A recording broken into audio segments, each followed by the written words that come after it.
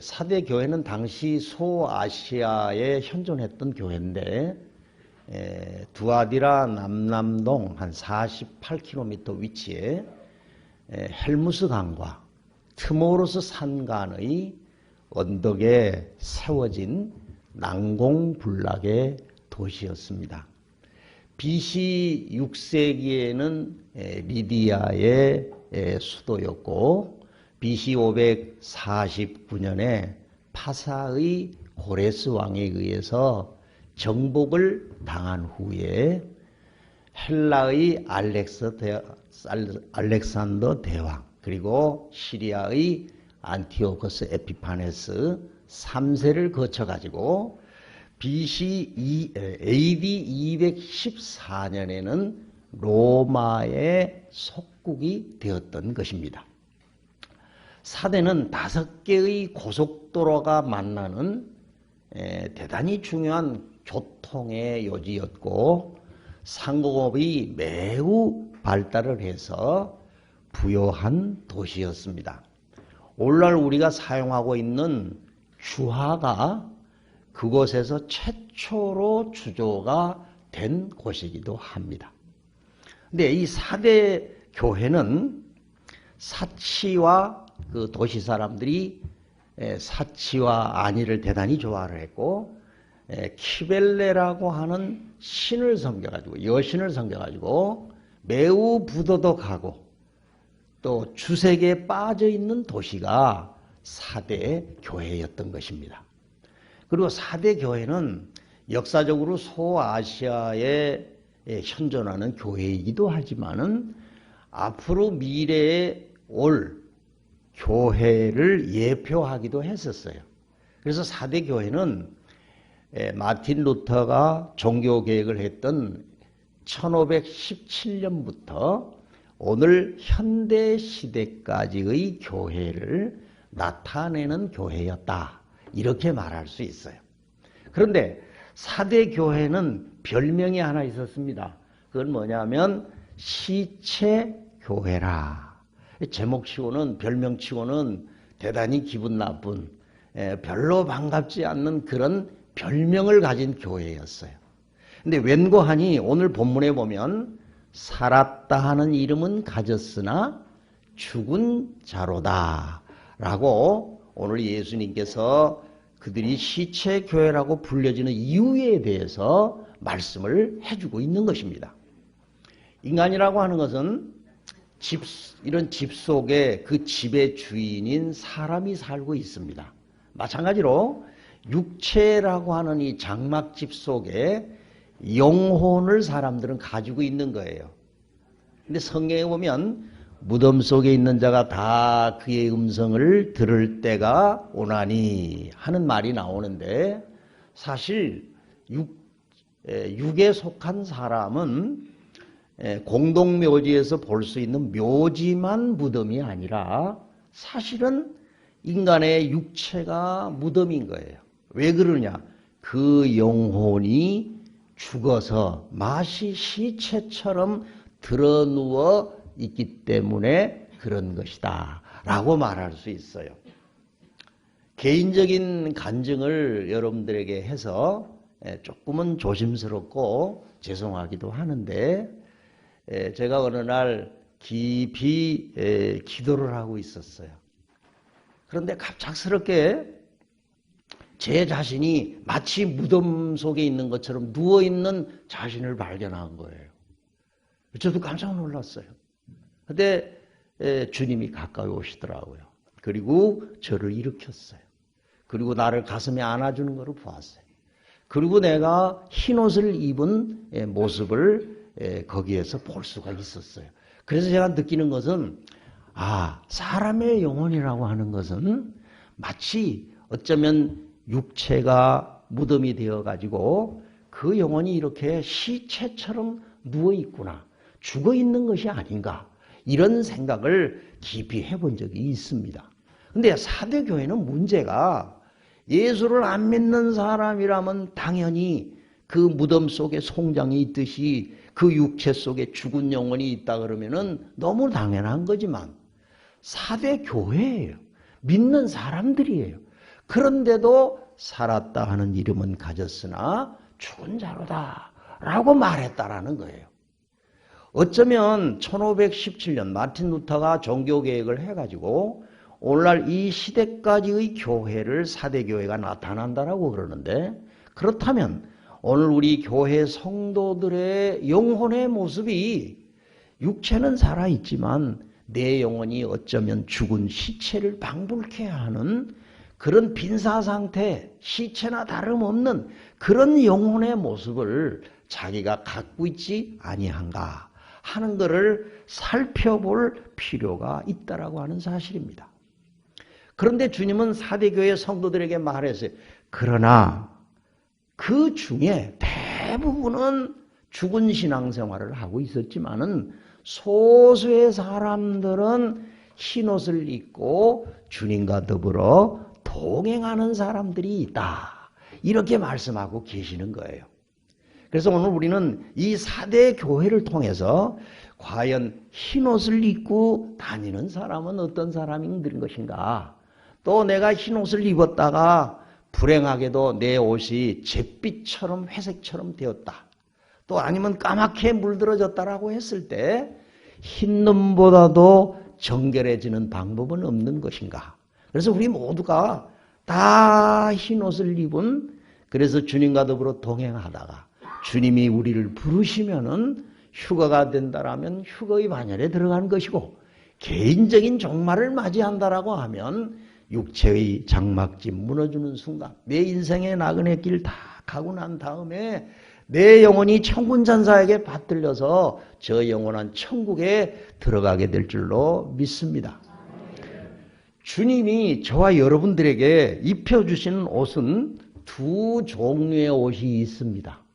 이사야 61장 10절을 보면은 내가 여호와를 인하여 크게 기뻐하며 내 영혼이 나의 하나님으로 인하여 즐거워하리니 이는 그가 내게 구원의 옷을 입히시고 의의 겉옷을 더하심이 신랑이 사모를 쓰며 신부가 자기 보물로 단장함 갚게 하셨느니라 하는 말씀이 있어요. 이 주님이 우리에게 입혀주시는 옷은 첫째는 구원의 옷을 입혀주시는 거예요. 그 다음에 다른 하나는 의의 겉옷을 입혀주시는 것이다. 그래서 저는 생각을 해요. 구원의 옷은 내복이라고 한다면 의의 겉옷은 글자 그대로 겉옷에 해당이 되는 것이다 라고 생각을 하고 있습니다. 그런데 구원의 옷은 내가 예수님을 알지 못하다가 예수님을 나의 주님인 것을 발견하는 거예요. 내가 죄인이라는 것을 깨닫게 되는 거예요. 그래서 예수님을 나의 주님, 나의 하나님, 나의 구세의 주로 영접을 하게 될 때 주님이 입혀주시는 옷이에요. 반면에 의의 겉옷은 구원받은 사람이 하나님의 말씀을 믿고 신랑 되신 예수를 따라가며 순종하는 생활을 할 때 우리에게 입혀주시는 옷이 의의 겉옷이다. 이렇게 말할 수 있는 것입니다. 성경에 보면 저와 여러분들이 구원을 받을 수 있는 방법 두 가지를 제시를 해주고 있습니다.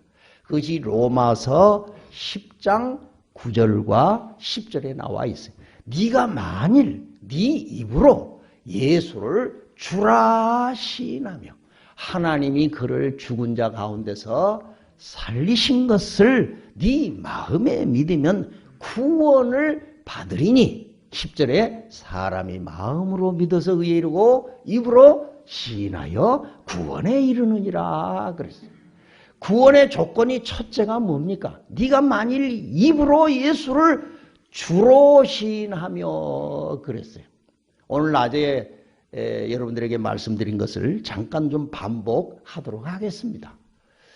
요한복음 16장에 보면 그가 와서 성령 보혜사가 오셔서 죄와 의와 심판에 대하여 세상을 책망하시리라.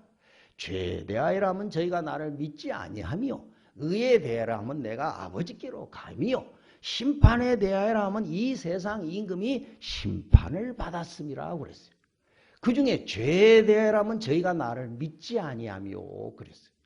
옛날 서기관과 바리새인들과 유대인들은 예수님을 메시아로 믿지 않았어요. 예수님을 다시 말하면 하나님의 아들로 믿지 않았다라는 거예요. 그 메시아인 예수님이 하나님의 아들로 믿지 아니하니까 그 예수님이 만물의 주인이고 우주의 주인이고 인간을 창조하신 주님으로 받아들이지를 않았다. 그런 뜻이에요. 그러니까 죄는 제일 큰 죄가 뭐냐? 하나님을 믿지 않는 죄. 예수를 믿지 않는 것이 죄 중에 제일 큰 죄예요.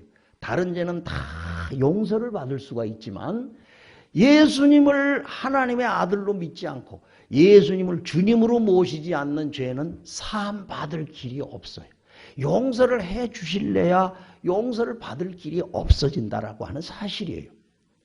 그래서 구원을 받으려면 예수님이 여러분이 마음의 주님으로 모셔야 돼요. 여러분이 인생의 주님으로 모셔야 돼요. 내 소유와 내 목숨이 주님의 것이다라는 것을 입으로만 말하는 게 아니라 실제로 그분이 나를 창조하셨고 그분이 나의 운명을 결정하시고 그분이 나의 삶을 인도하시고 주관하신다라는 확실한 믿음을 가지고 예수님을 주인으로 모셔야 되는 거예요. 제가 어제도 잠깐 비유를 들어서 말씀을 드렸는데 하나님 앞에서 마스터키를 내놓으셔야 돼. 주님, 이 부분은 절대로 타치하실 수가 없습니다. 나는 너무 골프를 좋아하고 나는 너무 바둑을 좋아하고 나는 너무 낚시질을 좋아하고 나는 여행을 너무너무 좋아합니다. 이 부분에 대해서는 타치를 하지 마십시오. 다른 거는 다 주님 마음대로 하셔도 됩니다. 이거는 예수님이 주인이 되는 게 아니야. 제가 이제 대학교를 들어가가지고 이제 제 친구 하나가 연대를 다녔어요. 근데 같은 고향 친구야. 또 깨댕이 친구라 그래가지고 굉장히 가깝게 지냈어요. 나는 이제 여수에서 중학교까지 나오고 이제 고등학교를 이제 서울을 이렇게 다니고 또 6살까지는 서울에서 살았어요. 6.25 나기 전에 이제 피란을 갔다가 다시 이제 중학교 3학년 때 서울로 올라왔는데 하여간 우여곡절 끝에 대학을 들어갔습니다. 근데 그 친구가 하는 말이 대학교 정도 됐으면 당구도 배워야 되고 뭐 또 해야 된대. 근데 나는 이미 예수를 믿은 사람이야. 그래서 당구를 그럼 한번 해볼까 하고 이제 같이 이제 당구를 이제 쳤어요. 저도 한 100 정도까지는 배웠습니다. 그런데 희한한 일이 생겼어요. 뭐냐? 기도만 하면은 당구알이 왔다 갔다 하는 거야, 이게. 기도가 안 되는 거야. 그래서 제가 기도를 한 거예요. 주여, 당구알이 왔다 갔다 해가지고 도무지 기도가 안 됩니다. 그랬더니 제가 그때는 이미 은혜를 받았어요. 그래서 이건 주님의 뜻이 아니구나 해서 제가 그걸 끊었어요. 또 이제 바둑을 배웠어요. 이제 또 기도를 하니까 이게 바둑알이 또 보이는 거야. 주님이 보여야 되는데 바둑알이 보이는 거야. 그래서 그걸 또 끊었습니다. 그래서 좋아하던 거를 못 하겠더라고. 그런데 만약에 취미나 오락이나 이런 거를 지나치게 좋아해가지고 이 부분만은 주님 터치하지 마십시오. 다른 건 다 좋지만은 내 사업이나 금전적인 문제는 터치하지 마십시오. 이럴 수가 있잖아. 그거는 예수님이 주님이 된 게 아니에요. 제가 우리 김씨 집안에 제가 영광김씨입니다. 그런데 제 별명이 뭐냐? 영광김씨의 모세, 그런 별명을 가졌어요. 제가 19살 때 신앙생활을 딱 하고 난 다음에 영혼이 너무 불쌍한 거야. 영혼이 너무 불쌍한 거야. 그래서 제 친척의 이름을 수첩에다가 다 기록을 했어. 그래가지고 성전에 가면은 내가 결심을 했어. 이 사람들을 위해서 구원받기를 위하여 중보기도를 하지 않으면은 절대 성전에서 나가지 않는다. 철칙으로 삼았어. 그래가지고 새벽에 가서 기도하지. 수요일 날 가서 기도하지. 주일날 아침에 가서 기도하지. 저녁에 가서 기도하지. 또 산기도 가면 산에 가서 기도하지. 철야하면 철야 기도를 그러기를 10수년을 한 거예요. 그러다 보니까 이상하게도 우리 사촌 형님, 누님, 또 할머니, 할아버지 다 전도를 해가지고 전부 교회를 나오셨어요. 그래서 제가 별명이 영광김씨의 모세가 왔다. 이렇게 되는 거야. 그러니까 그런 별명을 얻었습니다. 그래가지고 제가 늘 그렇게 이름을 달달달달 외우면서 주 예수를 믿으면 네와 네 집이 구원을 받으리라고 그러지 않았습니까? 천하보도 귀중한 소자. 그 생각을 하면요. 제정신이 아니야. 눈물이 펑펑 쏟아져요. 그 영혼을 생각하면 너무 불쌍해가지고. 그런데 하나님이 그 기도를 응답을 하셔가지고 저희 김씨 집안을 대부분 다 건져냈습니다. 하나님이 기적이 나타난 거지. 예.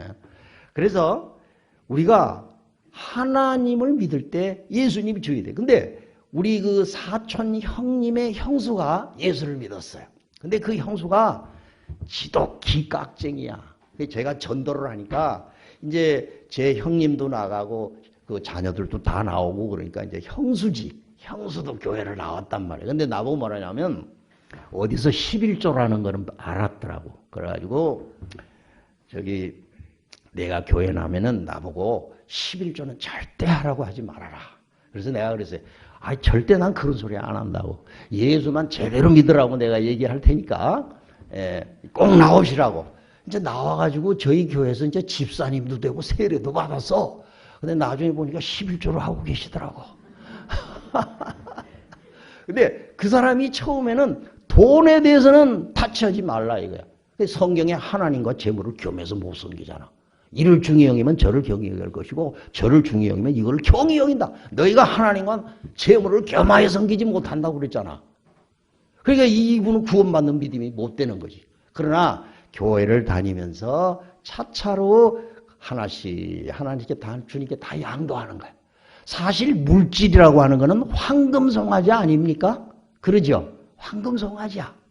출애굽기에 보면은 모세가 시내산에 올라가가지고 두돌비 계명을 받고 있었을 때 밑에서는 황금송아지를 만들었잖아. 그 황금송아지가 세상 신인 거야. 여러분이 그 주식할 때 보면은 불이라 그러죠. 불, 황소. 황소냐 곰이냐 그러잖아. 불하면 이제 주식이 빨간 걸로 올라가는 거고 또 다른 거는 또 파란 불이 돼서 떨어지고 그러잖아. 그 불이 뭐냐면 황소가 뭐냐면 황금송아지인 거야. 이게 상징도 가만히 보면은 그런 의미가 있는 것 같아. 내가 구원을 받으려면은 예수님을 구세주로만 믿으시면 안 돼요.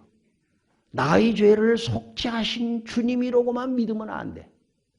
분명히 네 입으로 예수를 주라 시인하며 그랬어요.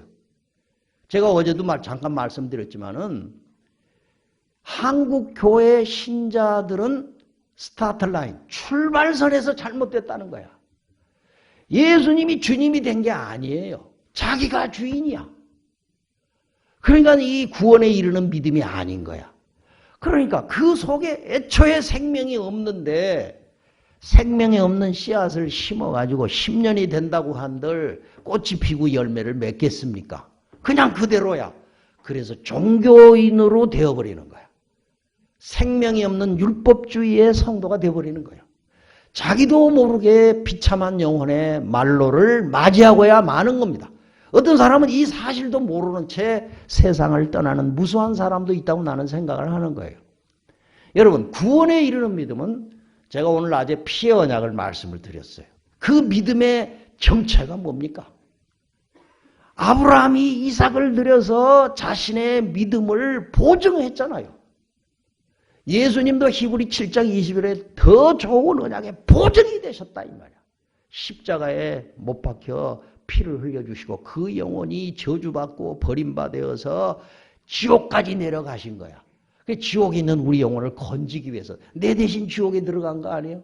이 여자가 아이를 낳을 때 해산의 수고와 구로의 진통을 하듯이 우리를 거듭나게 하기 위해서 지옥의 음부에 내려가가지고 마치 삼손이 블레셋 사람들한테 사로잡혀 가가지고 누나를 뽑히고 짐승이 돌리는 물맷돌을 돌리고 그 블레셋 사람들 앞에서 광대노소하고 조롱을 받았지 않아. 주님의 음부에 내려가서의 그 고통을 충분히 설명은 할 수는 없지만 구약에서는 삼손이 눈이 뽑혀요. 짐승이 돌리는 물맷돌을 던지잖아요. 광대 노릇을 하는 거야. 그리고 많은 사람으로부터 조롱을 받지 않습니까? 예수님도 이처럼 지옥에 떨어져 가지고 우리를 대신해서 3일 낮과 밤을 그 고통을 받은 거예요. 사단으로부터 사망의 고통, 그걸 갖다가 사망의 고통이라고 그러는 거예요. 우리가 생각으로 우리의 필설로 그걸 어떻게 알 수가 있겠어요. 그런데 3일이 지나고 나서 골로새 1장 13은 정사와 권세를 벗어버려 밝히 드러내시고 십자가로 승리하셨느니라 그랬어요. 이게 사단의 정수, 여자의 우선은 네 머리를 상하게 할 것이오라고 한 것처럼 사단의 권세를 짓밟아 버리시고 무덤을 열고 죽음을 정복하고 사흘 만에 부활해서 승천하셔가지고 하나님의 보좌에 앉으신 줄로 믿습니다.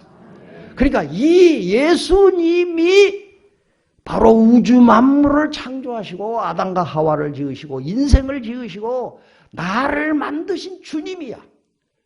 그래서 예수 믿는 사람은 주님이 우리를 창조하셨기 때문에 정말 주님이시고 내가 죄에 팔려가지고 사탄의 자식이 됐지 않습니까? 하나님과의 원수가 되지 않았어요. 그러나 예수님이 십자가에 피를 흘리셔서 그 피로 우리를 구속하셨잖아요. 고린도서 6장 19절 이하에 보면 너희는 너희 것이 아니라 값으로 산 것이 되었으니 너희 몸으로 하나님께 영광을 돌리라고 그랬어요. 이걸 투폴드라고 그러죠. 이중적이야. 우리는 이중적으로 주님의 것이 된 걸 믿습니다. 그러니까 여러분 내 인생은 내 거라고 하시면 안 돼. 그만큼 속은 거야. 여러분의 인생은 여러분의 것이 아니야. 주인이 따로 있어요. 주님이 여러분에게 생명을 주신 거야. 죄에 팔려가지고 마귀 자식이 돼가지고 꼼짝없이 저주 속에 살다가 죽어 심판을 받아 영원한 죄인이 되어가지고 영원히 형벌을 받아야 되는데 예수님이 내 대신 오셔가지고 죄 없는 사람으로 오셔서 십자가에 매달려 피 흘려 죽으시고 심판받고 저주받고 그리고 지옥까지 내려가셔서 그 사망의 고통을 받아 마귀를 정복하시고 3일 만에 죽음을 이기시고 부활하셔서 승천하시고 하나님께 갈 수 있는 다리를 놓아주셨잖아요. 그러니까 나를 만드셔서 예수님이 나의 주인인 것이고 죄에 팔려가지고 사단의 것이 되었는데 주님이 핏값으로 우리를 사셨다 이 말이야. 여러분 10원짜리 100원짜리 그러잖아. 100만 원짜리 1억짜리 몇백억짜리도 있을 거예요. 그러면 저와 여러분들은 얼마짜리요? 따라합시다. 예수님짜리다. 안 믿어져요? 자, 저와 여러분들은 얼마짜리? 예수님짜리다. 할렐루야. 예수님짜리는 값어치가 얼마나 되겠어요? 하나님이 피를 흘려가지고 하나님이 목숨을 버리셔서 여러분을 샀으니까 여러분은 예수님짜리 아니야. 저와 여러분들은 정말로 존귀한 자야. 정말로 존귀한 자. 하늘나라의 왕자, 하늘나라의 공주야. 하나님이 우리의 아버지시야. 정말로 귀한 존재가 왜 그러느냐? 핏값을 주고 사셨으니까. 나를 만드셨으니까. 새 사람으로 나를 지어줬으니까. 그분이 예수님이 되셔야 되지 않겠습니까? 그런데 왜 우리는 자행자지하냐 이 말이야. 내가 내 마음 내 뜻대로 나만을 위해서 내 중심대로 나를 위해서 사냐 이 말이야. 영에는 3가지 영이 있다라고 그랬어요. 사탄의 영의 특징은 뭐냐? 나라고 하는 것이, 나를 의식하는 것이 사탄의 영이라는 거야. 그래서 사탄은 나라는 의식을 가질 때 그 나 의식을 보좌로 삼아가지고 마귀가 그 사람의 왕자에 앉아 계시는 거야. 그래서 사탄은 그 사람을 통해서 내 중심대로 내가 내 마음 내 뜻대로 살아가게 될 때 그 사람의 보좌에 앉아가지고 그 사람이 하는 모든 행동을 통해서 영광을 받고 있는 거예요. 그리고 어떻게 구원을 받을 수 있겠어요?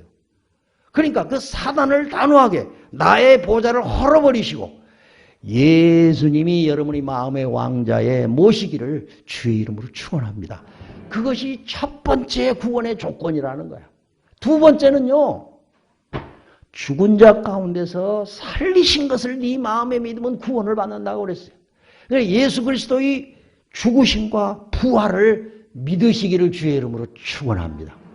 로마서 4장 25절에 예수는 우리 범죄함을 위하여 내어줌이 되고 우리를 의롭다 하시기 위하여 살아나셨느니라 그랬어요. 죄값은 사망이에요. 내 죄를 대신하여 주님은 피 흘려 죽으셨어야 돼요. 그러나 의롭다 하시고 다시 살아났어요. 우리는 주님 안에서 하나님의 영원한 생명, eternal life, 혹은 쪼에라고 그래요. 푸스케 그러면은 물고기나 짐승이나 사람의 육체의 생명을 푸스케라고 그래요. 그런데 쪼에는 영어로 하면은 eternal life, 영생이야. 영생은 뭐냐? 하나님의 생명을 영생이라고 그래. 사람 속에는 하나님의 생명이 없어요. 베드로후서 1장 4절에 보면 신의 성품이라고 되어 있어요. God nature, 신의 본성. 그런데 우리가 그의 죽으심과 부활을 믿을 때 하나님이 당신의 신성인 영생을 우리 속에 넣어주는 거야. 그거를 갖다가 거듭난다 그래요. 진실로 진실로 내가 너희에게 이르노니 내 말을 듣고 나 보내시는 믿는 자는 영생을 얻었고 심판에 이르지 아니하나니 사망에서 어디로 옮겼느니라? 생명으로 옮겼느니라. 할렐루야. 구원의 조건은 예수님을 명실공히 주님으로 믿으셔야 돼. 그리고 예수님이 내 죄를 대신하여 죽으시고 나를 의롭다고 하여 다시 살아났다는 걸 확실히 믿으면 구원을 받은 것이 되는 거예요. 그리고 그때부터 남은 세월을 구원의 삶을 살아가게 되는 겁니다. 그것이 구원에 이르는 두 가지 조건인 거예요. 아침에 제가 조금 말씀을 드렸는데 이제 저녁에 또 낮에 못 오신 분도 계시고 하니까 조금 반복하겠습니다. 예수님이 누구십니까? 우리가 믿는 신앙의 대상인 예수님을 확실히 알으셔야 돼. 제가 볼 때 한국 기독교가 많은 성도들이 계시지만 예수님이 누구신가에 대한 확실한 정립이 안 돼 있어. 그게 참 의외로 너무 가장 기본적인 것이고 기초적인 것인데 그것을 애매한 개념을 가지신 분들이 너무 많다는 거야. 보세요. 미가서 5장 2절에 보면 베들레헴 에브라다야 너는 유대 고을 중 작을지라도 이스라엘을 다스릴 자가 너게서 내게로 나오리라. 그리고 나서 중요해. 그의 근본은 상고에 옛날 성경에는 태초에니라. 지금 이제 개정 성경에는 영원이니라 그랬어요. 그러니까 그의 근본은 상고에 영원이니라. 예수님의 근본은 뭐요? 영원전이라 이 말이야. 믿으시기를 바랍니다. 근데 이사야 9장 6절에 보면 한 아기가 낳고 한 아들을 우리에게 주신 바 되었다 그랬어요. 한 아기가 낳았다라는 말은 베들레헴 말구유에서 아기 예수님이 탄생했다. 한 아들을 우리에게 주신 바 되었다. 구약의 여호와 하나님이 처녀 마리아의 몸을 통해서 사람의 몸을 입으시고 하나님의 아들로 오셨다 그런 뜻이야. 그래서 한 아들을 주셨다 그 말은 하나님의 아들을 우리에게 주셨다라는 거예요. 그 어깨에는 정산을 메었고 그 이름은 기묘자라 모사라. 그 다음에 중요해요. 전능하신 하나님이라 영존하시는 아버지라 평강의 왕이라 일컬으리라고 그랬어요. 그러니까 하나님의 아들 예수님 그 아들이 따라합시다. 아들이 전능하신 하나님이요 영존하시는 아버지요 평강의 왕이시요 성령이시다. 그러니까 이게 이상한 일 아니에요? 어떻게 아들이 아버지냐고. 그렇죠? 어떻게 아들이 아버지야? 딱 한 가지 방법밖에 없어. 그의 근본은 상고의 태초에니라. 그 태초에 계신 하나님이 바로 구약에는 여호와 하나님으로 나타나신 거야. 그 여호와 하나님이 요한복음 1장 14절에 말씀이 육신이 되어 우리 가운데 거하심에 우리가 보니 하나님의 독생자의 영광이요 은혜와 진리가 충만하시다. 말씀이 육신이 됐대. 태초에 말씀이 계시니라. 이 말씀이 하나님과 함께 계셨으니 이 말씀이 곧 하나님이시니라. 구약의 여호와 하나님, 영원하신 하나님이 처녀 마리아의 몸을 통해서 사람의 육신을 입으시고 오신 분이 하나님의 아들 예수님이에요. 그래서 아들이 아버지인 거야. 아들이 전능하신 하나님인 거예요.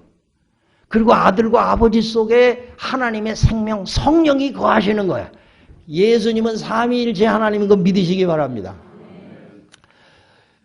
많은 성도들이 이 점에서 오해를 하고 있습니다. 그래서 저도 목회를 할 때 우리 교인들한테 이거를 깨우치려고 무진장애를 많이 썼어요. 근데 안 듣는 사람은 여전히 안 듣더만.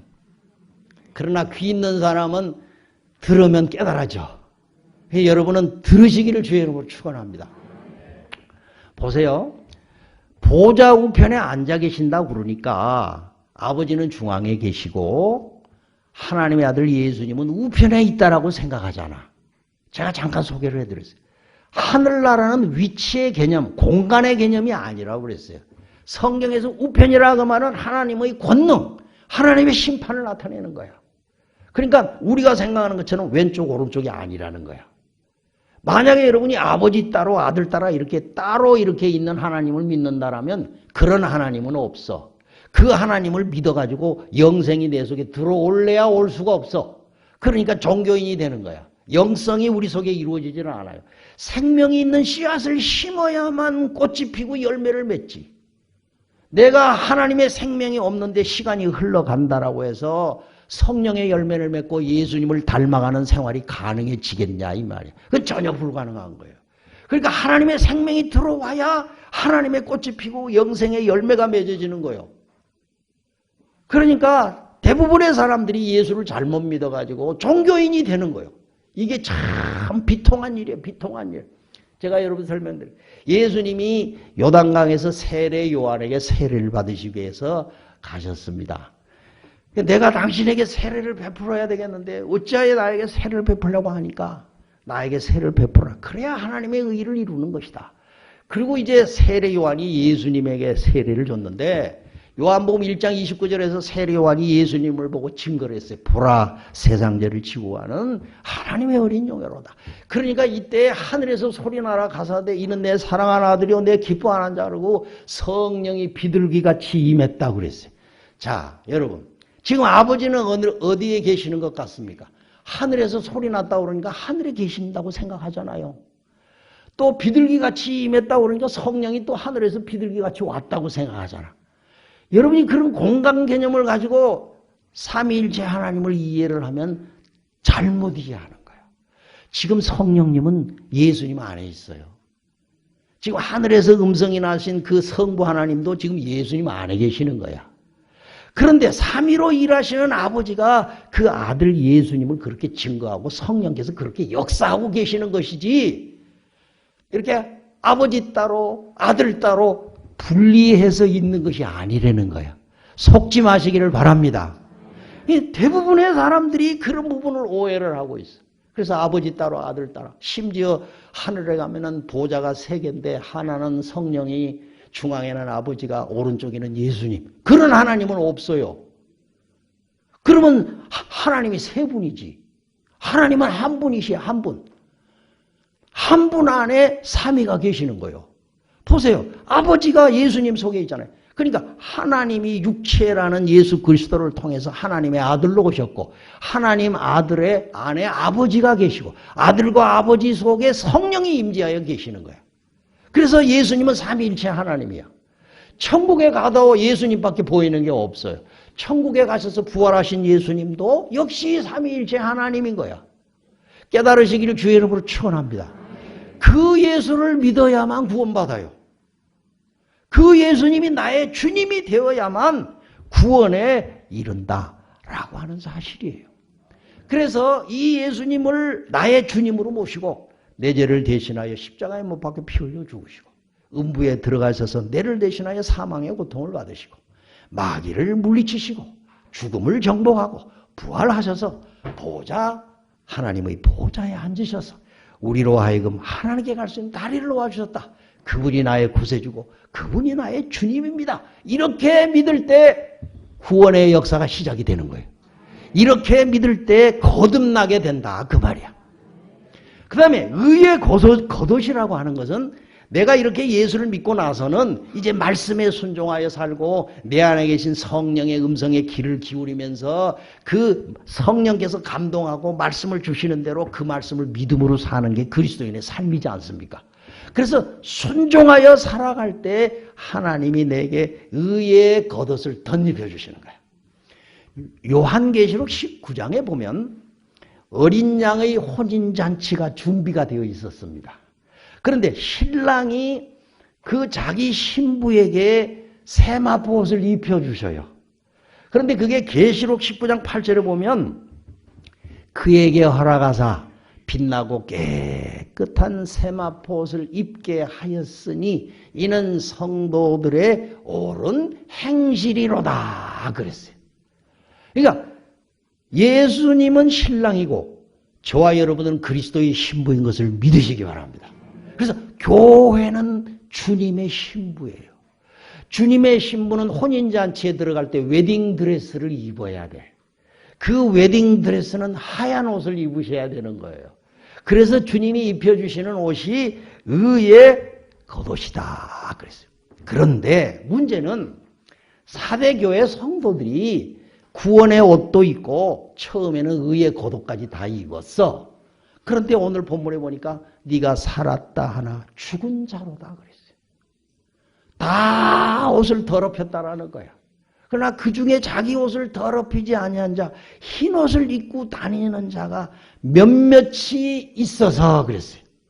그들은 하나님께 합당한 자인 용고로라 그랬어요.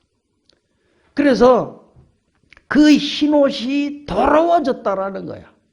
까맣게 될 정도로. 아니면 회색빛을 띠는 옷으로 더러워졌다라는 거예요. 그러니까 사대교회 하나님께 경종을 울리는 거예요. 네가 만약에 그 더러워진 옷을 빨지 아니하면 생명책에서 제해버린다라는 거예요. 얼마나 무서운 얘기야. 생명책에 주님은 제하려고 말씀하시는 게 아니라 생명책에서 제하여지지 않도록 하나님의 생명책에서 네 이름이 찬란하게 빛을 발할 수 있도록 이 세상 사는 동안에 준비를 해라는 거예요. 그 흰옷을 회복하라는 거예요. 그러면 성경에서 말하는 더럽혀진다라고 하는 뜻이 무슨 뜻입니까? 대개 보면 사람을 살인을 하면 피를 흘리잖아요. 그러면은 땅이 더러워졌다 그래요. 땅이 더러워졌다. 우상 숭배를 하면 땅이 더러워졌다 그래. 우상의 재물을 먹으면 자기를 더럽혔다 이렇게 얘기해. 합당치 못한 음식을 먹으면 더럽혀졌다 그래요. 또 성적인 죄악에 빠지면 자기를 더럽힌다 그래요. 마태복음 보면 사람의 마음에서 나오는 것이 그 사람을 더럽게 한다 그랬어요. 그러니까 한마디로 더럽혀진다. 흰옷이 더러워지는 것은 무엇을 말하냐? 내가 하나님께 불순종하고 죄를 지을 때 내가 하나님께서 입혀주신 그 흰옷이 더러워지는 거예요. 그러면 그 더러워진 옷을 입게 되면 어떻게 되느냐 이 말이에요. 첫째는요. 생명책에서 그 이름이 지워집니다. 오늘 본문 5절에 보면 이기는 자는 이와 같이 흰옷을 입을 것이요 그랬어요. 내가 그 이름을 생명책에서 결코 지우지 아니하고 그 이름을 내 아버지 앞과 천사들 앞에서 시인하리라 그랬어요. 그러니까 결코 흰옷을 입은 자는 결코 지워지지 않는다고 말은 옷을 더럽히면 지워질 수도 있다 그런 뜻 아닙니까? 제가 이제 헬라어 사전을 한번 찾아봤더니 이 지우다라는 말이 엑사레이포라고 하는 단어인데 이 엑사레이포는 영어로 보면 두 가지가 있더라고요. 하나는 와이프 아웃이야. 지워버린다 그런 뜻이야. 또 하나는 블롯 아웃이야. 아주 파가지고 그냥 없애버리는 거야. 그거를 갖다가 지운다 이렇게 되어 있어요. 그러므로 예수 믿는 사람은 자기의 옷을 더럽히지 않도록 하는 것이 대단히 중요한 거예요.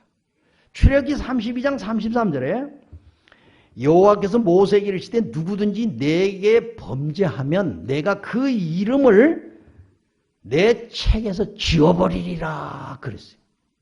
우리 장로교는 또 특히 이게 칼빈 그 신학을 배워가지고 예정론을 믿지 않습니까?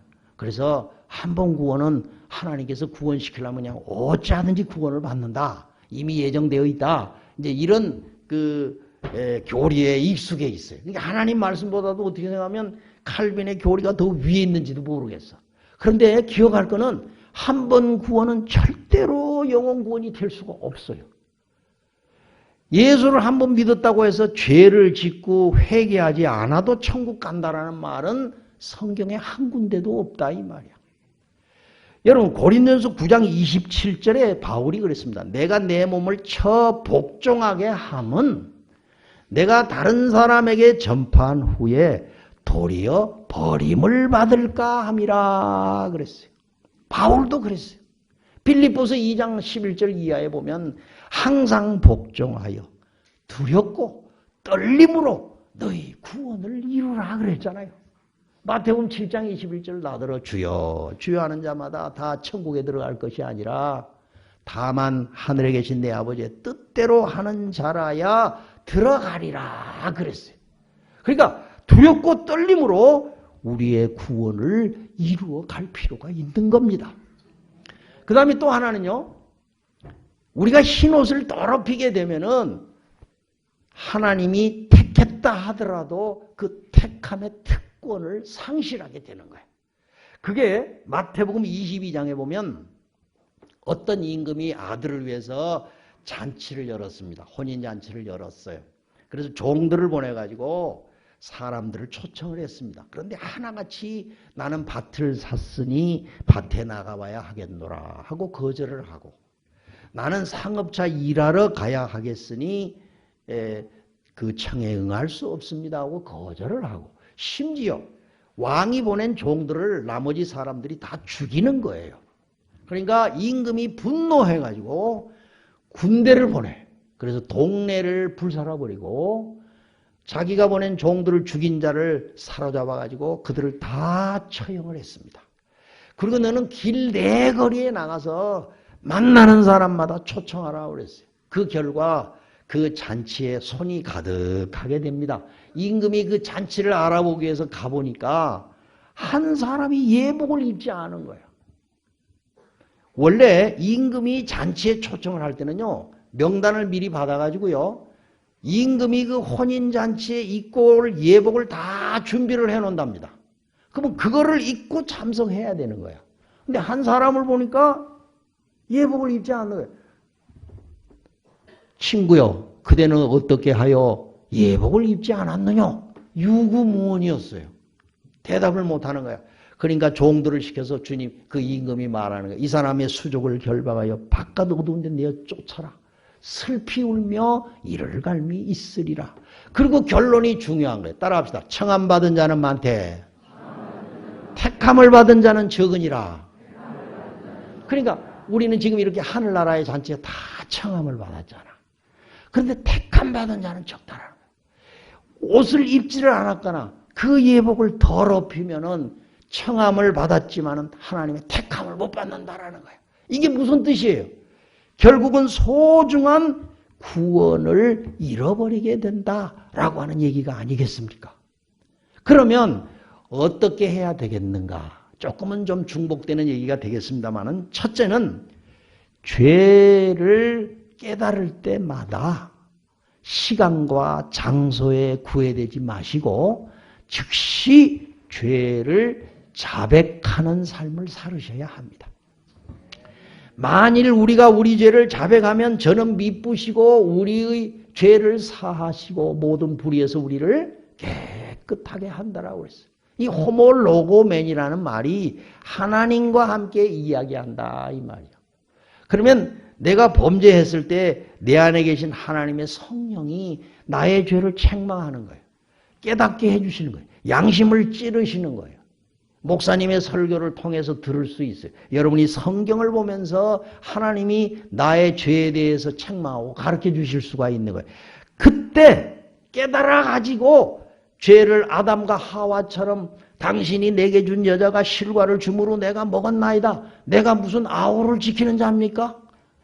내가 두려워함으로 숨었나이다. 이렇게 죄를 은폐하거나 다른 사람에게 전가를 하거나 내가 아우를 지키는 자입니까? 그래서 합리화하지 말고 주님이 죄를 깨닫게 해주시면 즉시 주여 내가 이렇게 죄를 저질렀습니다. 내 죄를 용서하여 주시옵소서. 그렇게 고백을 하는 것을 죄를 자백하면 이라고 말을 하는 거예요.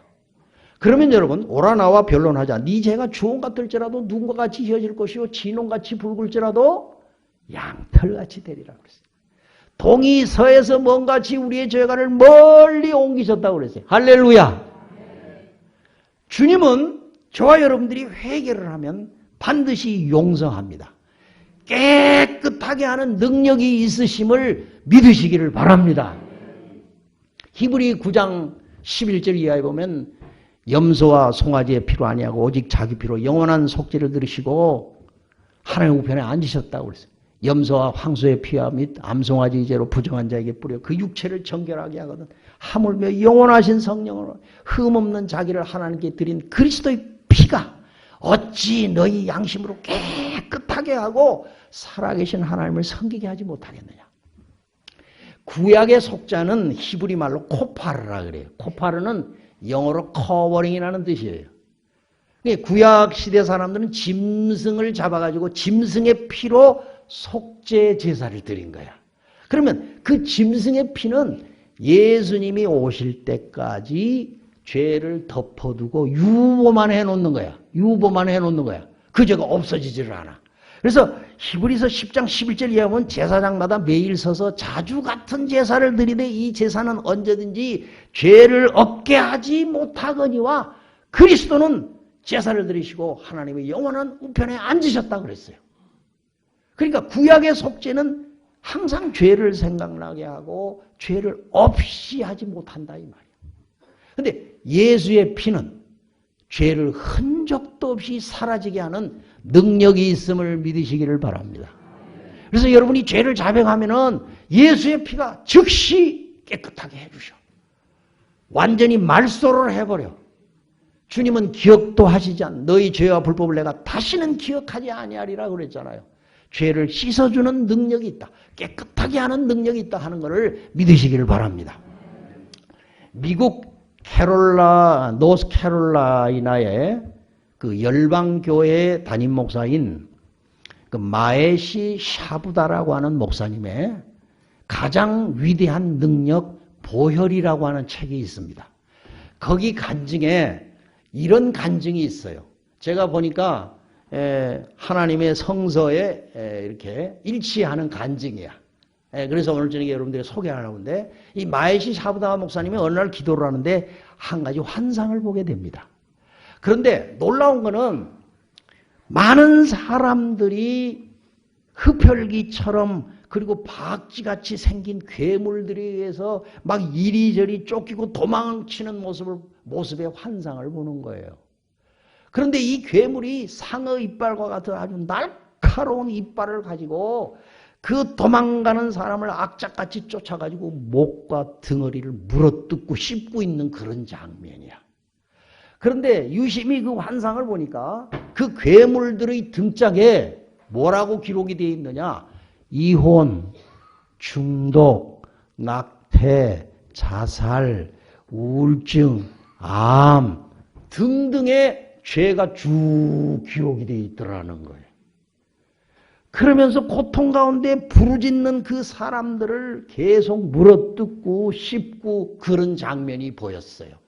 그런데 환상 가운데 하얀 백색 옷, 웨딩드레스와 같은 하얀 옷을 입은 한 여인이 나타나더랍니다. 환상 가운데 보니까 그 여인은 아름답기는 하지만은 매우 연약해 보이더라는 거예요.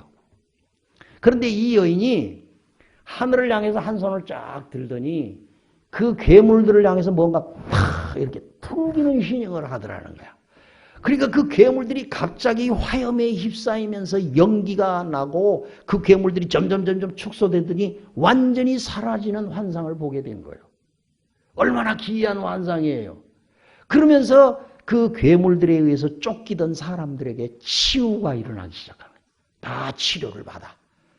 그리고는 수많은 사람들이 구원의 역사를 경험하는 것을 환상으로 보게 된 거예요. 그래서 샤부다 목사님이 주님께 기도합니다. 이 여인은 누굽니까? 그러니까 나의 신분이라. 그리고 교회는 나의 신부이니라. 세상 사람들은 나의 신부를 연약하게 보고 적대를 하고 온갖 말을 다 하고 있지만은 내가 나의 신부를 세상에서 데려가기 전에 민족과 사단과 권세와 귀신들이 나의 신부가 얼마나 능력이 있는가를 보여주게 될 것이다. 그런 말씀을 하셨더라는 거예요. 이 마이스 샤부다 목사님이 또 기도하는 거예요. 그러면 이 여인이 손을 들어가지고 그 괴물들을 향해서 마치 손가락을 튕기듯이 이렇게 튕겼는데 무엇이 그 괴물들이 사라지게 한 것입니까? 물어봤다는 거야. 그러니까 주님이 야 정말 모르겠느냐? 그 여인은 나의 피를 뿌렸느니라 그러더라는 거예요. 여러분 보혈은 능력 있는 걸 믿으시기 바랍니다. 보혈은 용서해요. 보혈은 깨끗하게 해요. 보혈은 죄를 이기는 생명을 주셔요. 보혈은 하나님의 약속을 우리에게 성취케 하는 능력이 있어요. 보혈은 하나님의 기업을 우리에게 유업으로 주는 권능이 있는 거예요. 그래서 예수는 더 좋은 언약의 보증이라고 그러지 않으셨습니까? 여러분이 예수의 피를 많이 의지를 하고 예수의 피를 활용하시기를 주의 이름으로 축원을 드립니다. 제가 여러분 보혈 기도를 간단하게 한번 가르쳐 드리겠습니다. 아시는 분도 계실는지 모르겠지만은 한번 따라 하시기 바랍니다. 예수의 피를 머리부터 발끝까지 뿌리고 바르고 덮고 쏟아 붓습니다. 보호막을 쳐주시옵소서. 사지백체 오장육부 생각과 마음과 뜻 무의식 잠재의식 속에 예수의 피를 뿌리고 바르고 덮고 쏟아 붓습니다. 보호막을 쳐 주시옵소서. 그게 간단하게 드리는 예수의 보혈 기도예요. 여러분 보혈은 능력이 있습니다. 이스라엘 백성들이 출애굽을 할 때 바로 그 전날 밤에 너희는 식구수대로 양을 취해가지고 그 양을 잡아 그 피를 우슬초에 찍어서 좌우설주 임방에다가 바르라고 그랬잖아요. 그러니까 하나님의 심판과 죽음의 천사가 넘어갔지 않습니까? 그래서 6월절 그러면 패스 오버 데이예요. 넘어간다 이 말이야. 사망과 재앙과 심판이 주의 피를 바르면 넘어가지 우리에게 가까이 할 수가 없는 거야. 그래서요 짐승의 피를 잡아가지고요 1년에 한 번씩 대속죄일이 되면 두 염소 아사셀 염소하고 여호와의 염소를 선택하지 않았어요. 그럼 대제사장이 손을 얹어가지고 백성들이 죄를 고백을 하면 죄 없는 염소 두 마리가 죄를 다 뒤집어 쓰는 거야.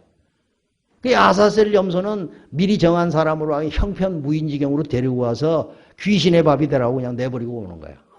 그 영문 밖에서 십자가를 짊어지시고 죄의 짐을 짊어지신 예수님을 나타내는 거예요. 그게.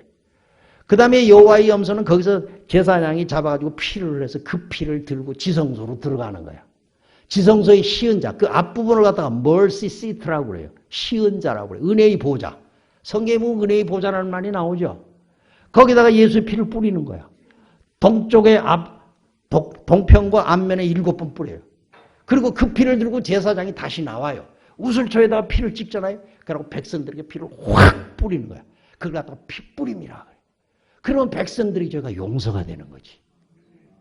그게 6월절 어린 양의 피의 능력이야. 그러니까 피를 뿌리는 거야. 성경에 보면 또 피를 발랐어. 덮기도 해. 그래서 일일이 그거를 설명을 드릴 수는 없지만 따라하시기 바랍니다. 예수의 피를 뿌리고 바르고 덮고 쏟아 붓습니다. 보호막을 쳐 주시옵소서. 여러분이 하루 일과를 시작하기 전에 꼭 보혈 기도를 하세요. 여러분의 남편, 아내, 자식, 심지어 예배당의 천정과 바닥과 좌우벽에 그리고 모든 성물 위에 주의 피를 뿌리고 바르고 덮습니다. 부어주옵소서. 그래서 이 하나님의 성전에 하나님의 보혈의 강수가 강물처럼 넘치게 해주십시오. 이렇게 기도를 하시기 바랍니다. 이게 핏부림이 있고 나서 성령의 역사와 기름 부음이 있는 거예요. 보면은요, 항상 오른쪽 귀, 오른쪽 손가락, 오른쪽 엄지발가락에 피를 발라서 그 다음에 기름을 바른 거야. 기름은 성령을 상징하는 거야. 예수의 피의 역사가 있고 성령의 기름 부음이 나타나는 거야. 그러니까 언제나 보혈을 앞세워야 돼요. 보혈을 앞세워야 돼. 그리고 여러분이 엎드릴 때는 회개부터 하셔야 돼. 십자가를 붙들어야 돼요. 빈손 들고 뭐지? 앞에 가 십자가를 붙드네 그러잖아. 십자가를 붙드셔야 돼. 피 없이는 성전에 들어갈 수가 없었어요. 피 없이는 사함 받을 수가 없었어요. 그러니까 하나님 앞에 우리가 나갈 때 하나님이 그 피를 보셔야 되는 거야. 그러니까 엎드리면 회개부터 해야 돼. 하나님이여 나를 살피사 내 마음을 아시고 나를 시험하사 내 뜻을 아옵소서. 행해 내게 악한 행위가 있나 보시고 나를 의의 길로 인도하소서. 그리고 가만히 기다려야 돼. 그러면 하나님이 우리에게 깨닫게 해주시는 죄가 있지 않아요. 그거를 즉시 자백하는 거예요. 마음을 찢으면서 회개하는 거예요. 자아를 고백하고 내 죄를 하나님 앞에 자백을 하는 거예요. 그래서 보혈로 항상 씻음을 받고 그래서 믿음에서 믿음으로 의에서 더 큰 하나님의 의로 전진을 해가는 거예요. 어린아이 신앙이 점점 성장해 가는 거예요. 내 속에 예수의 형상이 그런 과정을 통해서 자꾸 이루어지는 거예요. 사람이 예수의 형상을 이루는 것은 기도와 말씀을 통해서 이루어지고 연단이라는 과정을 통해서 이루어지는 겁니다. 한번 따라 합시다. 혼이 나봐야. 그 말이 맞아. 예수 믿을 때 혼이 나야 돼. 이 사람 혼. 자기 생각으로 사는 거야. 혼이 나야 예수님만 의지한다니까. 그러니까 환난을 만나는 거야. 죽을 병도 걸리기도 하고 막 사업이 그냥 도산돼가지고 그냥 뭐 살 길이 막막하고 정말 주님만 붙잡아. 이게 혼이 나는 거지. 혼이 나는 거. 예? 혼이 나야 돼. 그래서 그걸 연단이라고 그래요. 연단. 그리고 기도와 말씀을 통해서 하나님의 형상이 내 속에 자꾸 이루어져 가는 것이죠. 그래서 우리는 이렇게 보혈의 능력을 의지를 해가지고 죄사함을 받고 보혈의 능력을 의지해서 악한 것들이 내 마음과 나의 삶 속에 침투하지 못하도록 보혈의 능력을 의지하시기를 주의 이름으로 축원합니다. 다시 한번 따라합시다. 예수의 피를 머리부터 발끝까지 사지백체 오장육부 생각과 마음과 뜻 현재 의식과 무의식 속에 예수의 피를 뿌리고 바르고 덮고 쏟아붓습니다. 보호막을 쳐주십시오. 이 기도를 항상 하시기를 주의 이름으로 축원합니다. 내일 아침에 오면 다른 거 하나 또 가르쳐 드릴게요. 아주 좋은 거예요. 여러분 그리스도인의 완전 무장. 어떻게 하는 게 그리스도의 완전 무장일까요? 군대 가면은 다 완전 무장하나 전쟁 나가기 전에 이제 완전 무장하는 기도를 간단하게 가르쳐 드릴게요. 아주 그거는 짧지만은 효과는 대단해. 그리고 여러분 신앙에 대단한 힘과 능력을 발휘합니다. 이 보혈 기도하고 그리스도인의 완전 무장을 위한 기도 굉장히 필수적인 거예요. 내일 새벽에 제가 소개하도록 하겠습니다. 두 번째는요. 매일 회개하는 신앙생활을 살으셔야 돼요. 요한복음 13장에 보면요. 예수님이 허리에 수건을 들으시고 제자들의 발을 씻었습니다. 베드로 차례가 되었는데 베드로가 절대로 내 발을 씻을 수 없나이다 그랬어요. 내가 네 발을 씻지 않으면 네가 나와 상관이 없다. 주여 나의 발과 머리도 씻어주시옵소서. 온몸을 목욕한 자는 발만 씻어도 족하다 이런 얘기를 했어요. 그러면 온몸을 목욕했다라는 것은 내가 예수 믿고 그 피로 속죄받았다는 뜻이야. 그러나 우리가 한번 목욕을 하면 매일 살아가는 과정에서 뭐 양치질도 하고 샤워도 하고 밖에 나갔다 오면 손도 씻고 발도 씻고 그러잖아. 더러워진 채로 그냥 식사하고 말이야 씻지도 않고 그냥 잠자리에 들어가고 그러지는 않잖아요. 영적인 세계도 마찬가지야. 여러분이 한번 하나님 앞에 용서받았다고 그래서 매일매일 살아가는 삶의 과정에서 우리는 잘못할 수도 있고 실수할 수도 있고 내가 믿음의 연령이 부족해가지고 실수하고 넘어지고 잘못을 범할 때도 있는 거예요. 그럴 때 네가 만일 네 죄를 자백하면 그랬잖아. 그러니까 죄를 깨달을 때마다 하나님 앞에 죄를 자복하면서 살아가는 것이 그리스도인의 삶인 거예요. 그래서 회개는요, 매일 회개를 하셔야 돼. 죄를 깨달을 때마다 회개해야 돼. 다음 따라 합시다. 매일 회개, 평생 회개, 임종 회개, 죽는 순간까지도 자기를 살피세요. 그래서 하나님이여 내 영혼을 받으시옵소서라고 하는 기도를 하셔야 돼. 여러분이 잘못했더라도 평소에 회개하는 생활을 하시면요, 주님이 천국 데려가기 전에 반드시 회개할 기회를 주셔. 그러나 평소에 회개도 안 하는 사람이 회개할 기회가 주어지질 않을 수 있어요. 회개 안 하다가 갑자기 교통사고 당한다. 어떡할 거야? 갑작스럽게 회개할 기회도 없어. 얼마나 불행합니까? 그러나 평소에 여러분 신앙생활 잘 하시는 분 그런 일 당하지도 아니하겠거니와 또 하나님은 반드시 회개할 기회를 주셔서 그 사람의 영혼을 반드시 천국에 데리고 갑니다. 그러니까 매일 회개하는 생활을 살으셔야 돼. 평생 회개하셔야 돼. 임종의 순간까지도 회개하는 삶을 살아야 돼요. 왜 그러냐? 예수님이 골고다에서 십자가에 달릴 때 우편강도와 좌편강도가 있었잖아. 우편강도가 뭐라죠? 오늘날 나를 기억해달라고 자신의 죄를 죽으면서 회개했잖아요. 우편강도가. 그래서 네가 오늘 나와 함께 낙원에 있으려는 천국을 약속받았어. 야, 그런 사람은 진짜 뭐라고 그래야 되나? 복이 터진 사람이지. 임종의 순간 구원받았어. 저도 목회를 하다가 보니까 그런 분들이 가끔 있더라고. 그런데 또 한 가지 안타까운 거는 뭐 교회에서 집사라고 그러고 신앙생활은 잘했는데 갑작스럽게 사고를 만나가지고 회개할 기회도 없이 떠나버린 사람도 있어요. 이 목사가 그거를 발설을 하거나 말은 할 수 없지만 속으로는 알지. 아, 저 영혼이 어떻게 됐을까? 너무 불쌍하다. 평소에 신앙생활 좀 잘하지. 그래요. 그러나 앞에서는 그런 소리 못하잖아. 그냥 구원에 관한 설교를 하는 거죠. 그렇지 않은 사람은 이 영혼은 천사에게 받들려 천국에 갔습니다 하고 선포하고 참 기쁨의 예배를 드릴 수가 있는데 그렇지 못할 때는 뭐 거짓을 설교할 수 있는 것도 아니고 그러니까 앞에 있는 사람한테 전도를 하는 거야. 예수 잘 믿고 천국 가라고. 그렇게 하는 것이 솔직히 목회자의 심령에 그런 것이 있어요. 목회를 하다가 보면 말 못할 그런 안타까움이 있다 이거야. 그러니까 죽는 순간에 회개하는 것도 큰 축복입니다.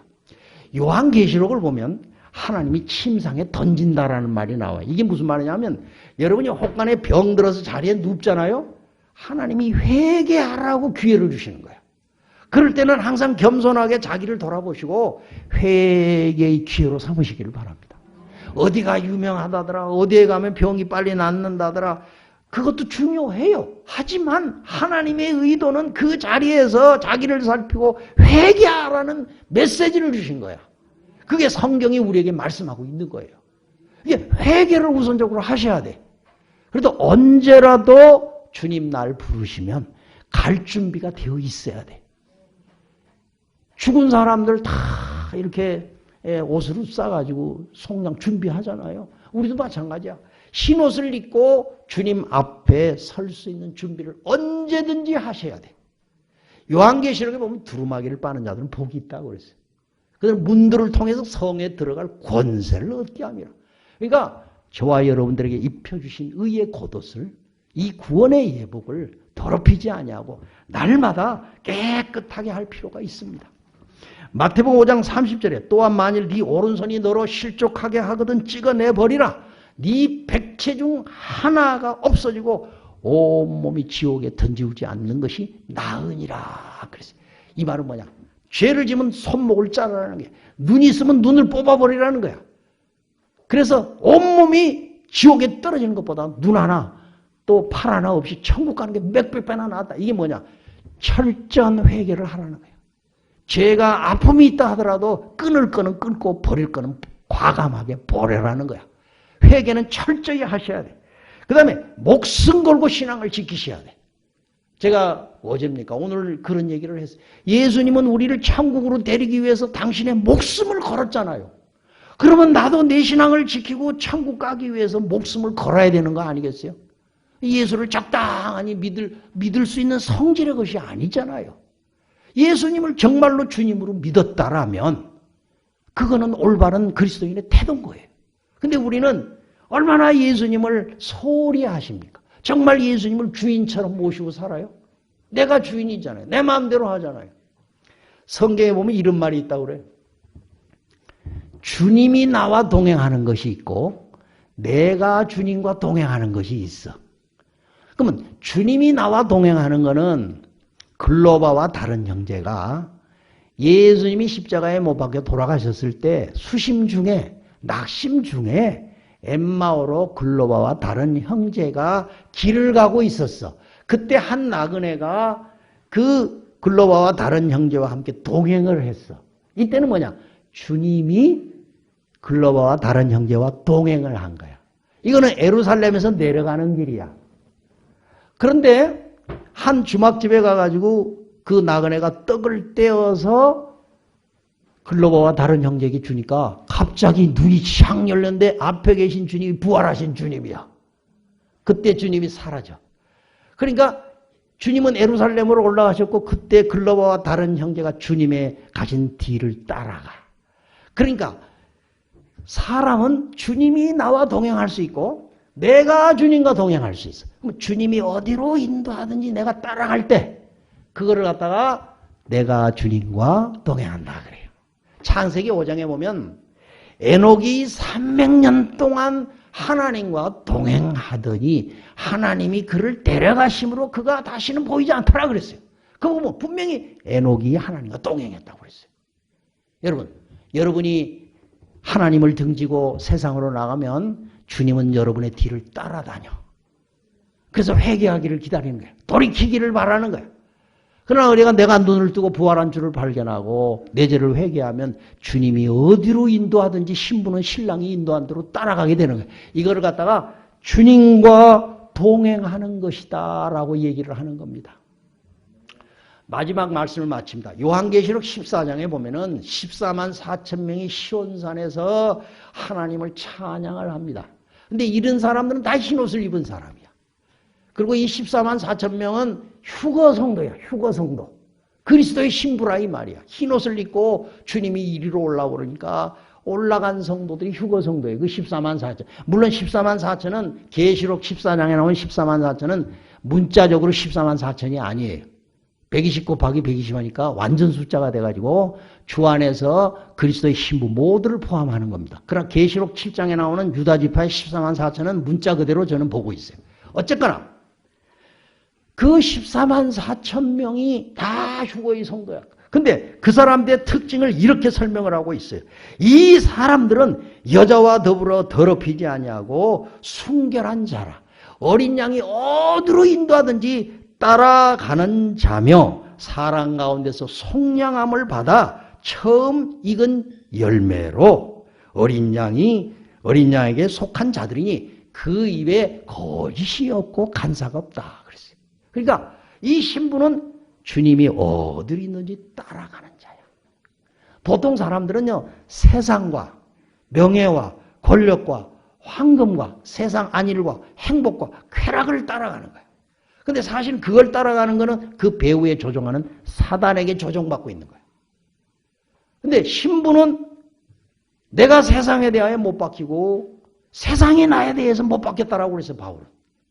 그러니까 예수님이 나에게 참된 진주인 것을 발견을 하고 지극히 값진 보화인 걸 알아서 내 소유를 다 팔아가지고 그 보화를 산 자들과 같다 그랬어요. 내가 유익하던 것을 뱃을 물어기고 다 해로 여긴다고 그랬어요. 그리스도를 얻고 그 안에서 내가 발견되려고 함이니라 그랬지 않았습니까? 그러니까 주의 신부는 주님이 어디로 인도하든지 따라가는 사람이 주님의 신부인 줄로 믿습니다. 성도 여러분, 주님은 오늘 저와 여러분들에게 구원의 옷, 의의 겉옷인 흰옷을 입혀주셨어요. 저와 여러분들은 주님의 신부예요. 신부는 정조를 지켜야 돼. 그 주님이 입혀주신 옷을 더럽히면 되지를 않아요. 만약에 우리가 실수해서 옷을 더럽혔다 하더라도 주님은 그 옷을 깨끗하게 할 수 있는 길을 항상 열어놓으셨어요. 그렇기 때문에 샘물과 같이 흐르는 주의 보혈 앞에 나가서 날마다 죄를 자백하고 평생 회개하는 생활을 하시고 자아를 고백을 하면서 보혈의 능력을 힘입어 죄의 용서와 깨끗함 받는 생활을 지속을 하셔야 되는 거예요. 그리고 성령의 충만함을 받아서 주님이 어디로 인도하든지 따라가는 신앙생활. 이것이 바로 천국 가는 사람들의 올바른 신앙생활입니다. 우리 보강교회, 중앙교회 여러 성도님들 한 사람도 나고됨이 없이 주님이 입혀주신 그 흰옷을 입고 신랑 되신 예수님을 따라서 천국까지 다 입성하실 수 있는 여러분 되시기를 주의 이름으로 축원을 드립니다.